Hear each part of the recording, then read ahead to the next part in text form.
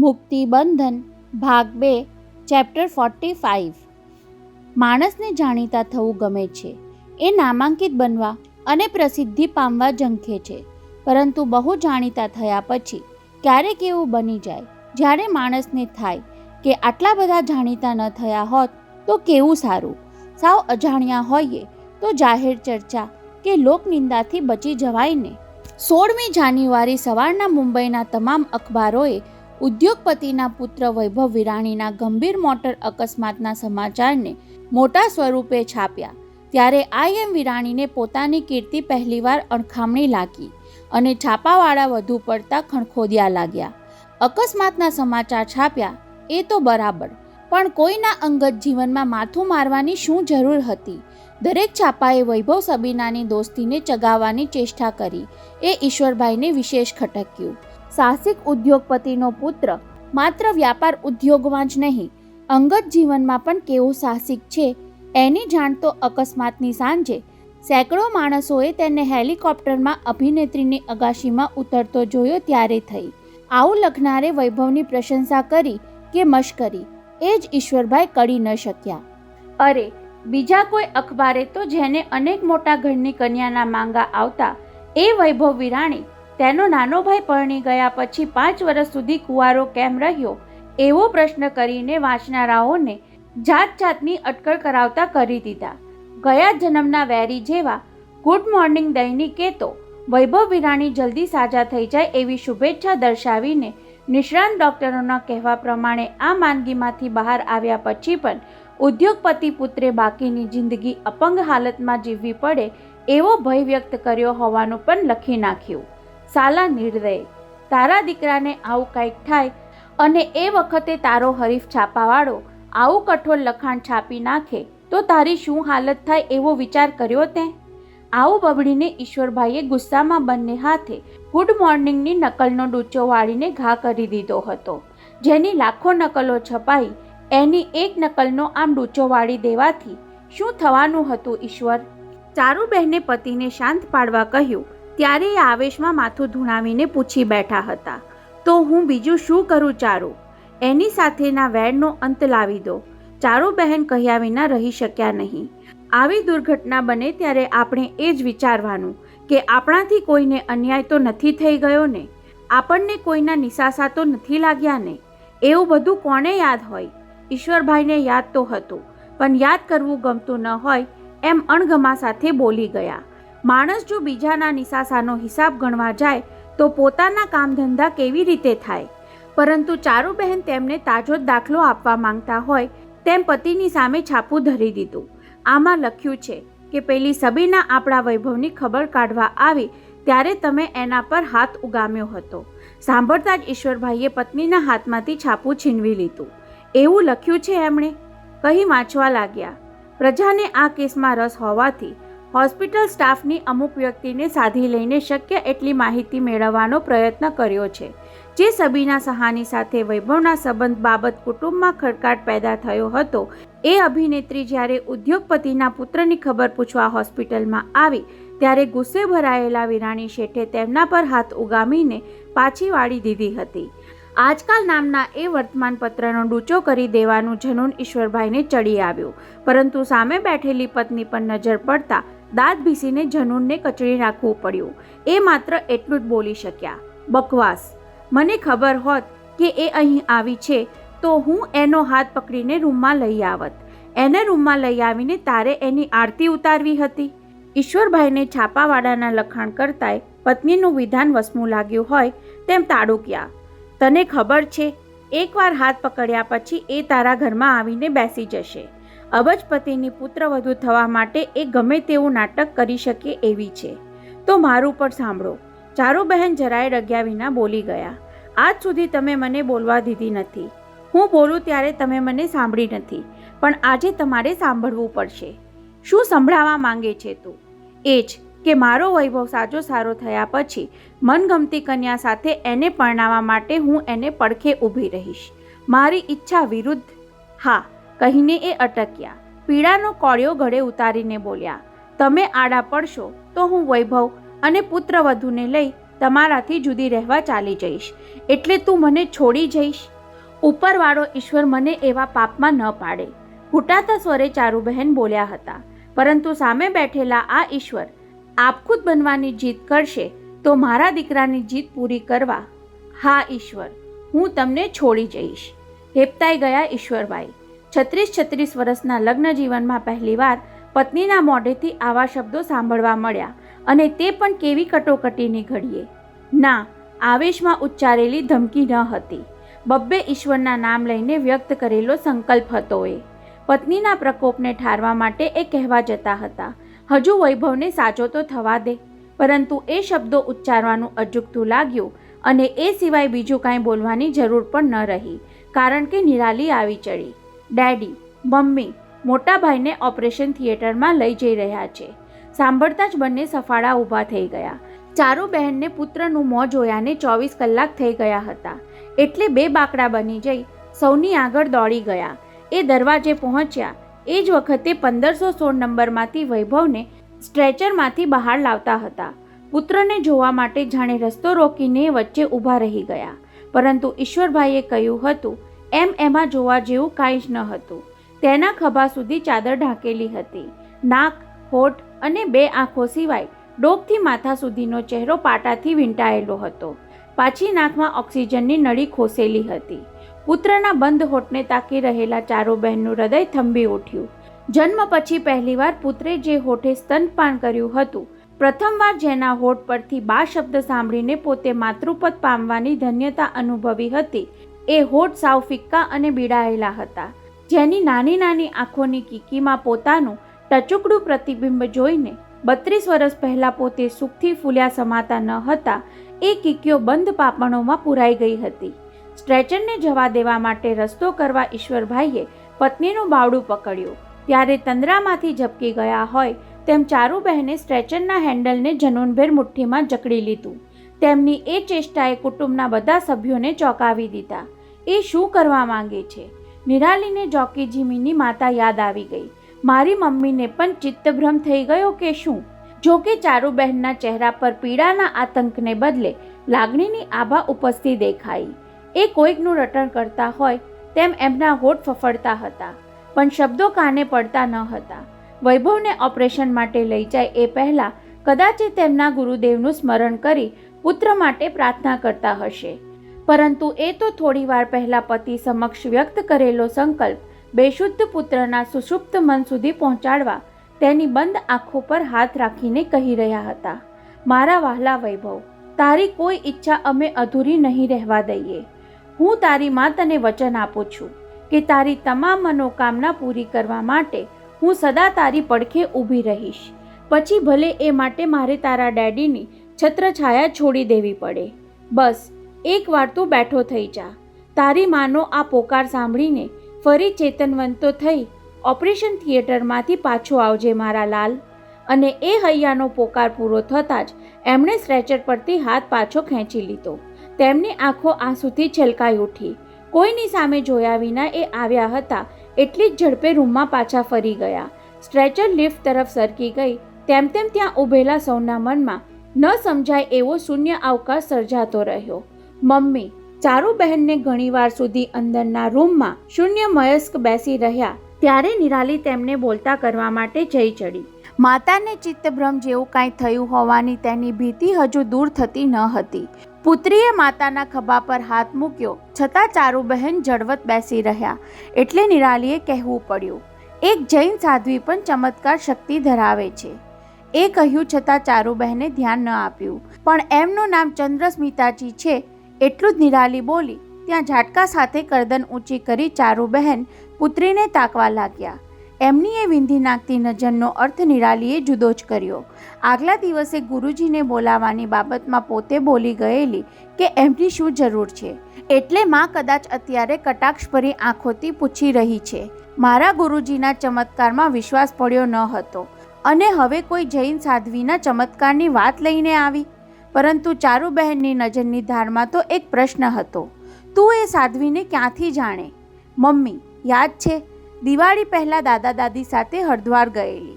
માતાનો ઉત્સાહ વધારવા નિરાલી અધીરાઈથી કહેવા લાગી. ત્યારે હું ડોલીની સાથે નવસારી ગયેલી, કહી ઓળખાણ તાજી કરાવવા નિરાલીએ ઉમેર્યું.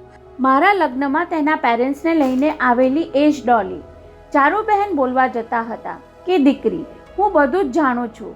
ડોલી એટલે જીમીની બહેન, અને જીમી એટલે તારો બોયફ્રેન્ડ જે ઘોડા પરથી પડીને મૃત્યુ પામ્યો હતો. અને બીજું ઘણું જાણું છું દીકરી. તું સાંભળે છે ને મમ્મી? હા, જોકે જીમીની બહેન ડોલીને બરાબર ઓળખું છું. આગળ બોલ, હું સાંભળું છું. જુવાન પુત્રના મૃત્યુ પછી ડોલીની મમ્મીને ચિત્તભ્રમ જેવું થઈ ગયેલું. આટલા વર્ષથી તેમને સારું નહોતું થતું, પરંતુ હું ત્યાં હતી એ જ વખતે પેલા સાધ્વી નવસારી આવેલા. ત્યારે ચારુબહેન ટટ્ટાર થતા દેખાયા. તું એમને મળવા ગઈ હતી? નહીં મમ્મી, એ જાતે જ વાડિયાનું ઘર પૂછતા સામે ચાલીને આવેલા. સાધ્વી થતાં પહેલાં ડોલીના દાદીએ નવસારીમાં તેમને આશ્રય આપેલો. ડોલીના દાદીમાં તો હયાત નથી, એ જાણતા હોવા છતાં આવ્યા હતા. કદાચ શું નિરાલી? કદાચ સાધ્વીજી જાણી ગયા હશે કે જીમીની મમ્મીને ચિત્તભ્રમ થઈ ગયો છે.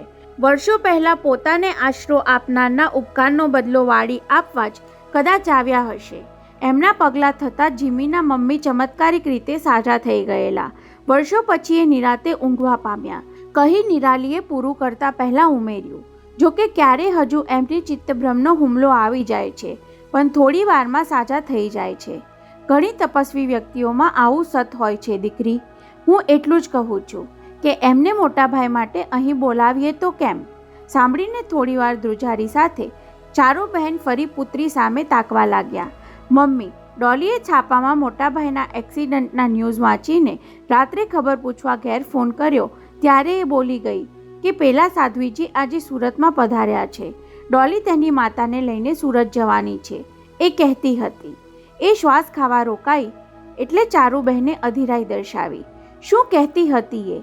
એણે કહ્યું કે સાધ્વીજી એક દિવસ સુરત રોકાઈને રાત્રે મુંબઈ થઈને દિલ્હીની ફ્લાઇટમાં જવાના છે. એ પૂછતી હતી કે સાધ્વીજીને મુંબઈના હોસ્પિટલમાં પધારવા માટે હું સમજાવું. તે શું કહ્યું? મેં કહ્યું કે હું ડેડી મમ્મીને પૂછી જોઉં. એમ બોલતી નિરાલીએ ઘડિયાળમાં જોયું. ડોલી એના પેરેન્ટ્સને લઈ અત્યારે સુરત પહોંચવાની છે. 8:15 થયા. 9 વાગ્યે સાધ્વીજીના દર્શને જતાં પહેલાં સુરતથી મને ફોન કરવાની છે મમ્મી. થોડી વારમાં જ એનો ફોન આવવો જોઈએ. હું શું જવાબ આપું? ત્યારે ચારુબહેન દ્વિધામાં પડી ગયા. શું આ નિરાલીને ખબર છે કે સાધ્વી ચંદ્રસ્મિતા ખરેખર કોણ છે, અથવા તો એ કોણ હતી? મમ્મી, તું ઘણીવાર મને પહેલી વાત કહેતી સંભળાવે છે ને, એક કરતાં બે ભલા. તારા ગુરુજી ભલે આવે, આપણે આ સાધ્વીજીને બોલાવવામાં શું વાંધો છે? નિરાલી મમ્મી પાસે હા પડાવવાના આગ્રહભેર બોલતી હતી. તું હા પાડતી હો તો હું એમને બોલાવું. હવે હું પણ માનવા લાગી છું કે આ જગતમાં ચમત્કાર જેવું કંઈક છે. મને પણ એવું જ લાગે છે નિરાલી. અચાનક આવી ચડેલા ઈશ્વરભાઈએ પુત્રીના છેલ્લા વાક્યમાં સાક્ષી પુરાવી તો ખરી, પણ જરા જુદી રીતે. મને લાગે છે કે ઓપરેશન થિયેટરમાં જરૂર કાંઈ ચમત્કાર થશે. વૈભવને બહાર લાવશે ત્યારે ડૉક્ટર જરૂર આપણને ખુશખબર આપશે. સાંભળીને મા દીકરી એકબીજાની સામે જોવા લાગ્યા. એટલે ઈશ્વરભાઈએ પુત્રીના ખભા પર હાથ મૂકી આશાના રણકા સાથે કહ્યું, દીકરી, આજનું વિજ્ઞાન કેવા કેવા ચમત્કાર કરી દેખાડે છે. હું એ ચમત્કારની વાત નહોતી કરતી ડેડી. તો એક જૈન સાધ્વીને મોટાભાઈ માટે બોલાવવાનું મમ્મીને સમજાવી રહી હતી, કહી નિરાલીએ નામ ઉચ્ચાર્યું. સાધ્વી ચંદ્રસ્મિતાજીનું નામ કદાચ તમે નહીં સાંભળ્યું હોય, પરંતુ એ નામ સાંભળતા જ ઈશ્વરભાઈના ચહેરા પર ચમત્કારક પલટો આવી જતો ચારુબહેને જોયો. પતિ હવે શું જવાબ આપે છે એ સાંભળવા માટે એ તેમને ટાંપી રહ્યા. ત્યારે ઈશ્વરભાઈના હૃદયમાં જાણે ઉલ્કાપાત મચી ગયો હતો. ચંદ્રપ્રભામાંથી સાધ્વી બનેલી ચંદ્રસ્મિતા, એનું આગમન ચમત્કાર સર્જી જશે, એ ચકચાર જગાડી દેશે. તમે આટલા બધા વિચારમાં કેમ પડી ગયા ડેડી? સુરતથી હમણાં જ ફોન આવવાનો છે, કહીને નિરાલીએ આજીજી ભર્યા સ્વરે કહ્યું. તમે હા પાડી દો ડેડી. તારા ડેડી ના નહીં પાડે. ધૂંધવાતા જ્વાળામુખીનું મુખ ફાટે તેમ ચારુબહેન બોલી ઉઠ્યા.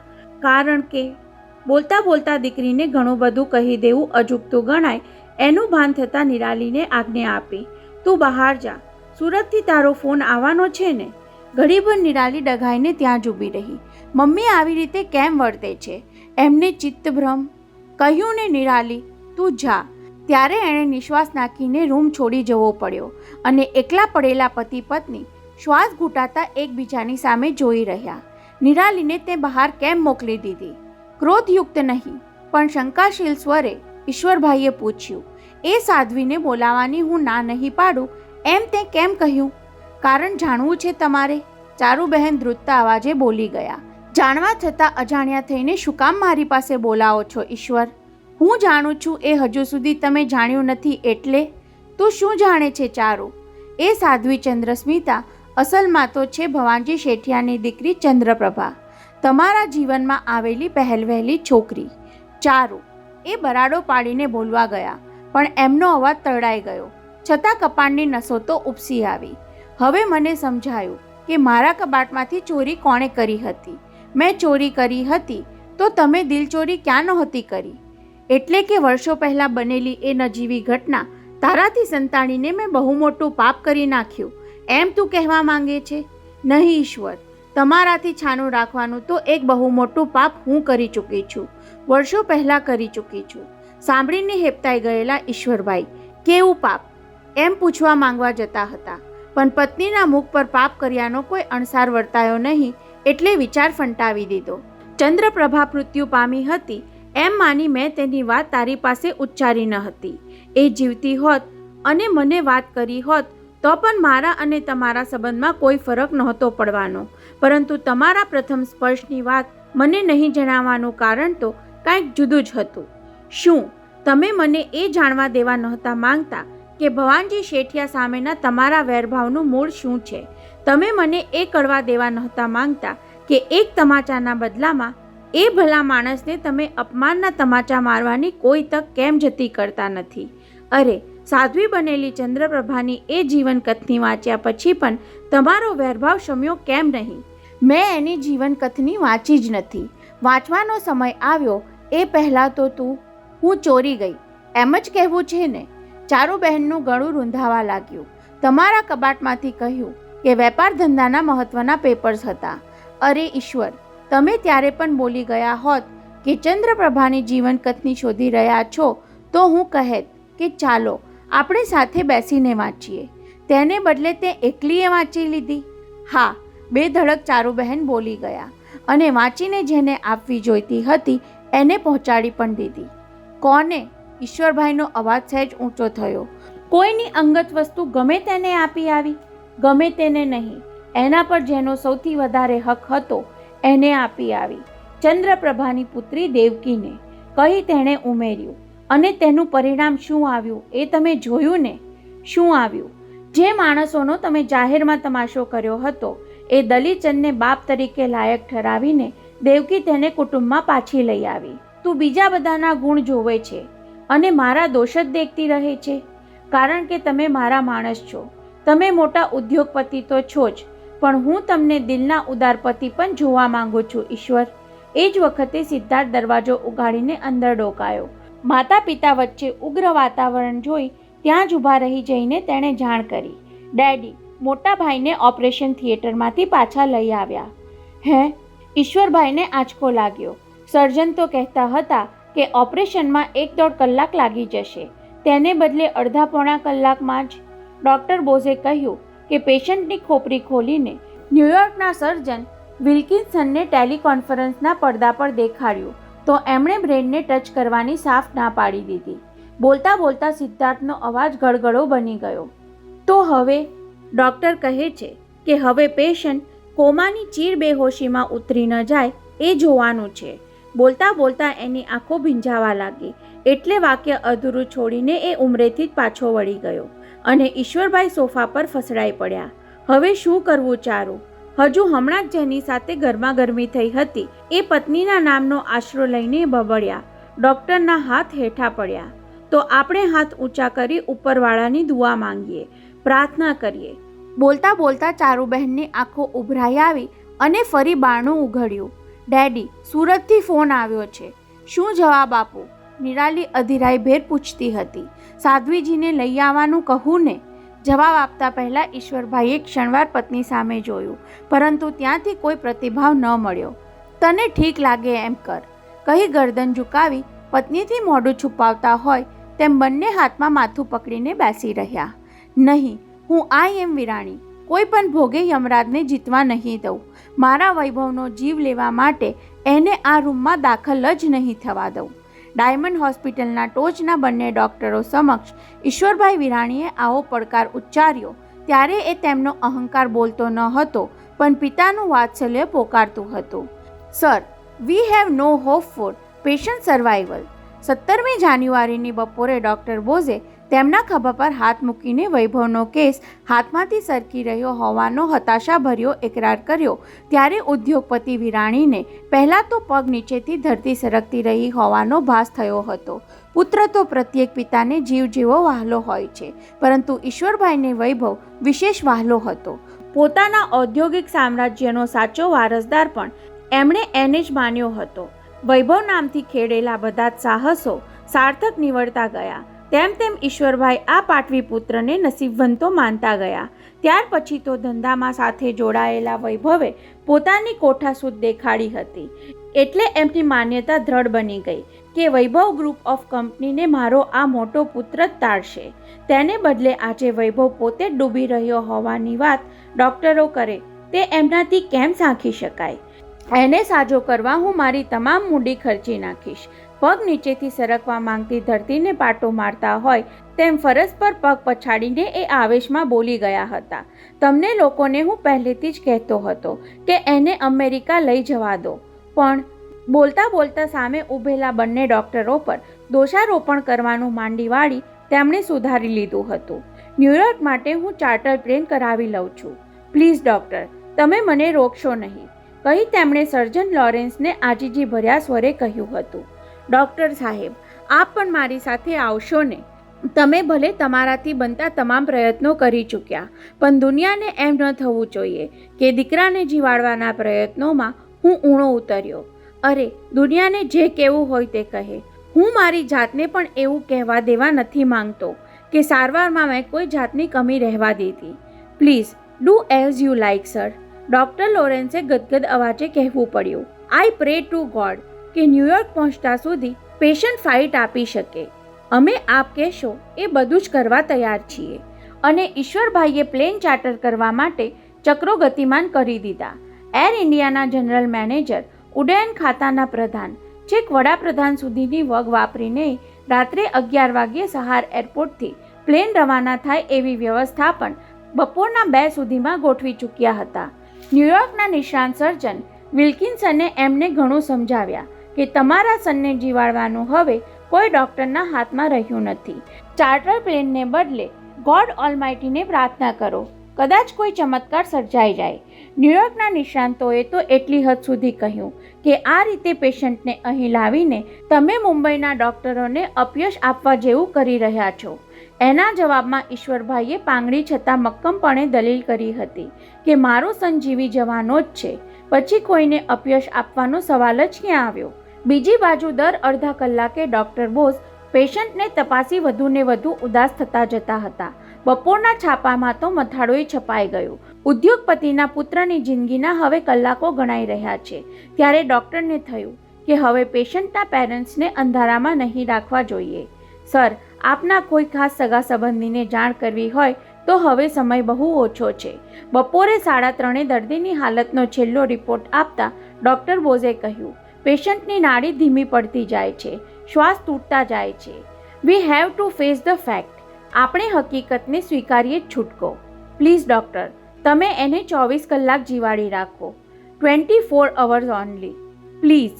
મંદિરમાં ક્યારેય ભગવાન પાસે નહીં કરગર્યા હોય તેમ ઉદ્યોગપતિ વિરાણી ડૉક્ટર બોઝના બંને હાથ પકડી લગભગ રડી પડ્યા હતા. ઈશ્વર, આ સમય દીકરાની સાથે બેસવાનો છે. વૈભવના દાદા મોતીલાલ માસ્તર હૈયું મક્કમ કરી 59 વર્ષના પુત્રને ત્યાંથી ખેંચી ગયા ત્યારે ભાંગી પડતા ઈશ્વરભાઈએ વૃદ્ધ પિતાના ખભાનો ટેકો લેવો પડ્યો. બાપુજી, આજે મને સમજાય છે કે તમે મને અને મનોહરને સાજા નરવા રાખવા માટે કેવી કેવી મનોયાતના વેઠી હશે. દીકરા, પોતાના સંતાનની સુખાકારી માટે ગમે તેટલું દુઃખ સહી લેવાની શક્તિ દરેક માતા પિતાને ઉપરવાળો આપતો જ હોય છે. પછી એ મા બાપ રાય હોય કે રંગ. લાગણીને ક્યારેય ધનથી જોખી શકાતી નથી. વાત્સલ્ય એ તો મનુષ્યને ઈશ્વરે આપેલું મહાન વરદાન છે. પિતા પુત્ર વૈભવના રૂમમાં દાખલ થતાં જ ચારુબહેન બાવરા બની જઈ બંનેની સામે દોડી આવ્યા. હું આ શું સાંભળું છું? જાણે એ શબ્દો ઉચ્ચારવામાં ભારે બોજ વર્તાતો હોય તેમ એ શરીરનું સંતુલન ગુમાવી નીચે ગબડી પડતા હતા ત્યાં ઈશ્વરભાઈએ એમને ઝાલી લીધા. ચારુ, તું તો અખૂટ શ્રદ્ધા ધરાવે છે, તો પછી આમ આશા કેમ છૂટી ગઈ? કહે છે ડૉક્ટરે આશા છોડી દીધી. સગા વહાલાને બોલાવવાનું કહી દીધું. બોલતા બોલતા એમણે પોતાના મોટા ભાઈ તરફ જોયું.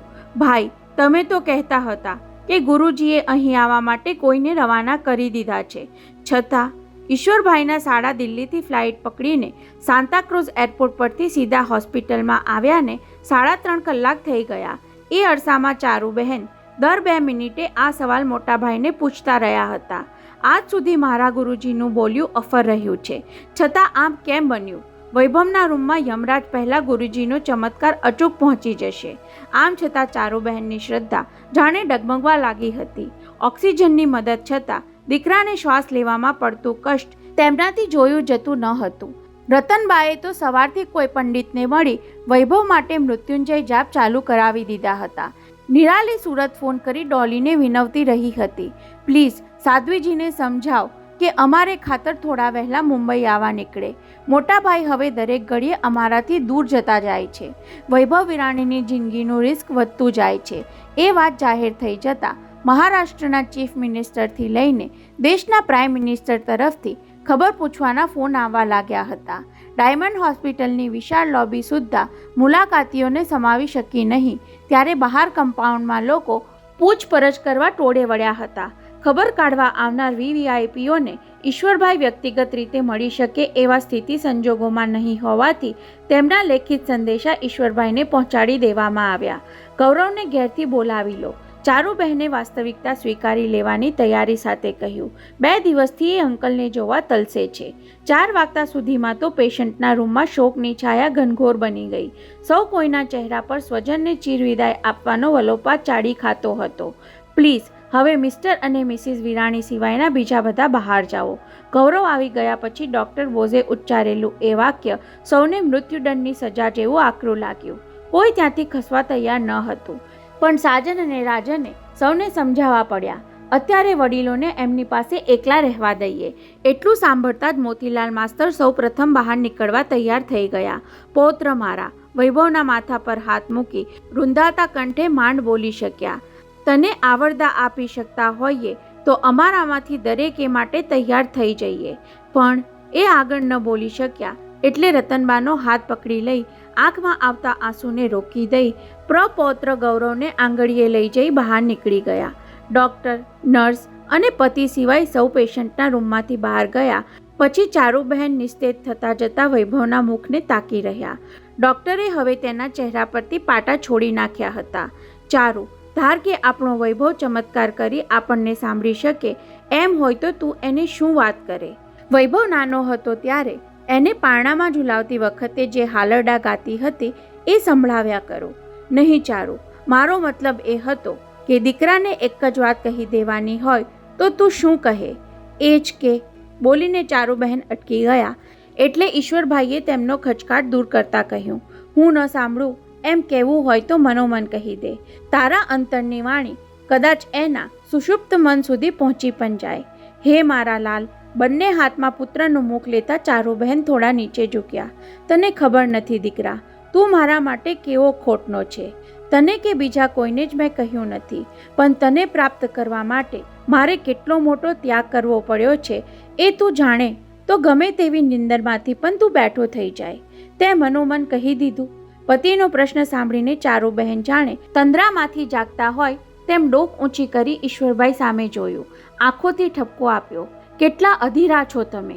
હંમેશા તમે આમ જ કરતા આવ્યા છો. મા દીકરાને એકલા પડીને વાત કરવાનો એ મોકો તમે આપતા ન હતા. વારંવાર વૈભવને ટપારતા. મારે વૈભવને માવડિયો નથી કરી દેવો. એને તો હું બાપ સમોવડો બનાવવા માંગુ છું, તો હવે મને એની સાથે વાત કરી લેવા દે. ઈશ્વરભાઈ એવી રીતે બોલ્યા જાણે સાચે સાચ એમનો પુત્ર પોતાનું કહ્યું સાંભળવાનો હોય. આવી રહેલા આઘાતનો ખ્યાલ ગમે તેવા સતર્ક માણસના ચિત્તને ઘડીભર ભ્રમિત કરી દે છે. તે ભલે મનોમન તેની સાથે વાત કરી, પણ હું તો સાંભળી શકે તેમ મારા દીકરાને કંઈક કહેવા માંગુ છું. બોલતા બોલતા ઈશ્વરભાઈએ જોયું તો ડૉક્ટર બોઝ પીઠ ફેરવીને બારીમાંથી બહાર જોતા ઊભા હતા અને નર્સ પેશન્ટના કેસ પેપર પર નોંધ કરવામાં વ્યસ્ત હતી. સાંભળ વૈભવ, લિસન માય સન, ઈશ્વરભાઈ ધીમા અને ધ્રુજતા અવાજે કહેવા લાગ્યા. આપણું ઔદ્યોગિક સામ્રાજ્ય મેં તારા ભરોસા પર તો ઊભું કર્યું હતું. આવતા વર્ષે આપણે દેશના 5મા નંબરના ઉદ્યોગપતિમાંથી 4થા નંબરે પહોંચવાના હતા. ત્યાર પછી વૈભવ ગ્રુપ ઓફ કંપનીને તારે 3જા, 2જા અને 1લા નંબરે લઈ જવાની હતી. તારા પર મેં કેવો મદાર રાખ્યો હતો. અને તું? ડૉક્ટર અધવચ્ચે ચારુબહેને ચિત્કાર કર્યો. જલ્દી આવો ડૉક્ટર. પુત્રની છાતી પર હાથ મૂકી માતાએ ચીસ નાખી. મારો દીકરો છેલ્લો શ્વાસ. ડૉક્ટર અને નર્સ ધસીતો આવ્યા, પણ ત્યાં સુધીમાં પેશન્ટે આખરી શ્વાસ છોડી દીધા હતા. ડૉક્ટરે વૈભવની નાડી તપાસી, છાતી પર સ્ટેથેસ્કોપ મૂકી હૃદયના ધબકારા ચકાસી જોયા. બંધ પોપચા ઉઘાડીને કીકીઓમાં દ્રષ્ટિ કરી જોઈ. એ અડધી મિનિટ વૈભવના માતા પિતાએ આતંકની અવસ્થામાં ગુજારી. આઈ એમ સોરી સર. ઈશ્વરભાઈના ખભા પર હાથ મૂકતા ડૉક્ટર બોઝે મૃત્યુનું મૌખિક સર્ટિફિકેટ આપી દીધું. It's all over. ત્યાં સુધીમાં નર્સે પેશન્ટના નાકમાં મૂકેલી ઓક્સિજનની નળી હટાવી દીધી અને કાંડાની નસમાં ભોંકેલી ગ્લુકોઝની સોય કાઢી લીધી. ત્યાર પછી એ જેવી પેશન્ટના મોં પર ચાદર ઢાંકવા જતી હતી ત્યાં ચારુબહેને ત્રાડ પાડીને તેને રોકી દીધી. નહીં, મારા દીકરાને હું એમ જ જવા નહીં દઉં. હૈયાફાટ આક્રંદ સાથે ચારુબહેને પુત્રની છાતી પર માથું પછાડ્યું. નર્સ તેમને આશ્વાસન આપવાની ચેષ્ટા કરવા ગઈ, પણ ડૉક્ટરે તેને વારી. લીવ ધેમ એલોન કહી નર્સને લઈ સ્પ્રિંગવાળો દરવાજો ઉગાડી બહાર નીકળી ગયા અને બીજી જ પળે દરવાજો ઉઘડ્યો. આઘાતથી શૂન્યમસ્ક બની ગયેલા ઈશ્વરભાઈએ ધાર્યું હતું કે પત્નીનું રુદન સાંભળી ઘરનું કોઈક આવ્યું હશે, પણ આંગતુંકને જોઈ તેમની આંખો વિસ્મયથી પહોળી થઈ ગઈ. પોતાને કોઈ દ્રષ્ટિભ્રમ તો નથી થયો ને? માથા પર સ્વામી વિવેકાનંદ જેવો સાફો વીંટાળી ભગવા વસ્ત્રોમાં અંદર પ્રવેશી રહેલા યુવાનના મુખ પર તપસ્વીનું તેજ હતું. આંખોમાંથી કરુણા નીતરતી હતી. ગરદનમાં રુદ્રાક્ષની માળા, કપાળે તિલક અને હાથમાં એક પડબીડિયું હતું. ચારુ જોતો ખરી, કોણ આવ્યું? પત્નીનો ખભો હલબલાવીને તેમણે ચારુબહેનને ઢંઢોળ્યા. જો, તારા ગુરુજીએ મોકલેલા કોઈ યુવાન સાધુ આવ્યા લાગે છે. હે? આંચકા સાથે ડોક ઊંચકી ચોધાર આંસુથી ઉભરાતી આંખે ચારુબહેન આવનારને એકીટશે નિરખતા રહ્યા. એકાએક એમની આંખોમાં આંસુ વરાળ બનીને ઉડી ગયા. કાંઈક પૂછવા માટે હોઠ ઉગાડ્યા, પણ અવાજ બહાર ન આવ્યો. કોણ છો ભાઈ તમે? ઈશ્વરભાઈએ પૂછ્યું એટલે સાધુ યુવાને નજીક આવીને તેમના હાથમાં શ્વેત રંગનું પરબીડિયું ધરાવતા કહ્યું, ગુરુજીએ ચારુદેવી માટે સંદેશ મોકલ્યો છે. ઈશ્વરભાઈએ ઉતાવળે પરબીડિયાની કિનાર ફાડી અંદરથી ગળી કરેલો કાગળ કાઢ્યો. છતાં ચારુબહેન તો આવનાર પરથી નજર હટાવવા માંગતા ન હોય તેમ સતત તેને તાકી જ રહ્યા હતા. અખંડ સૌભાગ્યવતી ચારુદેવી. ઈશ્વરભાઈએ લખાણ વાંચવાની શરૂઆત કરતા પત્ની પર દ્રષ્ટિ સ્થિર કરી, પણ એ તો સ્તબ્ધ બનીને પેલાને નિહાળી રહ્યા હતા. આપનો પ્રથમ પુત્ર હું આપને પાછો સોંપું છું. એટલું વાંચતા જ ઈશ્વરભાઈએ ગરદન ઝાટકીને સાધુ વેશે ઊભેલા યુવાન સામે ધારદાર નજર નાખી લીધી. પછી પત્નીને કતરાતી આંખે જોવા લાગ્યા. વાંચો ઈશ્વર, આગળ વાંચો. બીજા બધા વિચાર પછી કરજો. અત્યંત શોકામય સંજોગોમાં પણ પત્નીના અવાજમાં આજ્ઞાનો રણકો સાંભળી ઈશ્વરભાઈ આગળ વાંચવા લાગ્યા. ચારુદેવી, 34 साल पहले हमने आपको कहा था कि आप सदैव 2 पुत्र की माता बनी रहेंगी. अब जब दूसरे बेटे से बिछड़ने की घड़ी आई है तो आपका प्रथम बेटा आपको लौटा रहे हैं. आना और जाना ये तो विश्व का अविरत क्रम रहा है.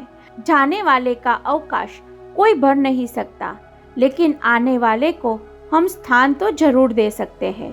એટલું વાંચીને ઈશ્વરભાઈની ભ્રુકુટી તંગ થઈ ગઈ. વિંધી નાખતી નજરે પત્ની સામે જોયું, જાણે પૂછતા હોય, આને તું તારા ગુરુજીનો ચમત્કાર કહે છે? પછી પોતાની જાતે સંભળાવ્યું, પુત્રના વિયોગ વખતે મને આવો ફાલતુ પત્ર વાંચવાનું કેમ સૂજે છે? રોજભેર તેમણે યુવાન સાધુ તરફ કાગળ ફંગોળ્યો. મિસ્ટર કહ્યા પછી ખ્યાલ આવ્યો કે ભગવા વસ્ત્રધારી માટે એ સંબોધન અયોગ્ય હતું, એટલે સુધાર્યું. યુવાન, અત્યારે અહીં માત્ર મનનારના સ્વજનની જ હાજરી આવશ્યક છે. બહારના માણસનું કાંઈ કામ નથી. તું જા. એ તમે શું બોલ્યા? ઝાટકા સાથે ઊભા થઈ જતા ચારુબેને તેને છાતી સરસો ચાપી દીધો. ક્યાં હતો આટલા વર્ષ મારા લાલ? જાણે બીજા સ્વરૂપે વૈભવ પાછો મળ્યો હોય તેમ પ્રથમ પુત્રના ખભા પર માથું મૂકી એ ફરી ચોધાર આંસુએ રડવા લાગ્યા. વૈભવને મેળવવા માટે મેં તને ગુમાવ્યો હતો, હિપકા વચ્ચે બોલતા રહ્યા, અને આજે વૈભવને ગુમાવી તને પાછો મેળવ્યો. હે પરમેશ્વર, કોઈ માતાને તેના પાપની આવી આકરી સજા કરતો નહીં. બોલતા બોલતા સંન્યાસી પુત્રના હાથમાં જ એ બેહોશ થઈને ઢળી પડ્યા, અને ઈશ્વરભાઈએ ચાદર ખેંચીને મૃત પુત્રનું મોં ઢાંકી દીધું.